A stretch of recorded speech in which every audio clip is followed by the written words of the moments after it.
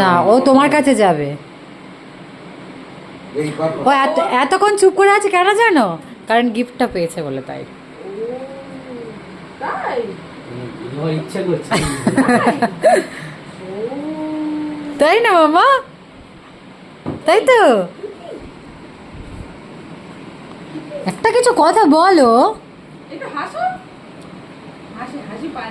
কান্না পাচ্ছে, মুখটা একটু চেপে চেপে রেখেছে। মানে এরম বলতে নেই, দেখে না তো। তোমরা বিদেশে থাকো, ও কি করে দেখবে বলো তোমাদেরকে? কি বলছে?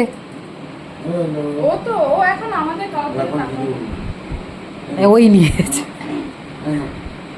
হ্যাঁ, এবারে ঠিক আছে, এবারে হ্যাপি।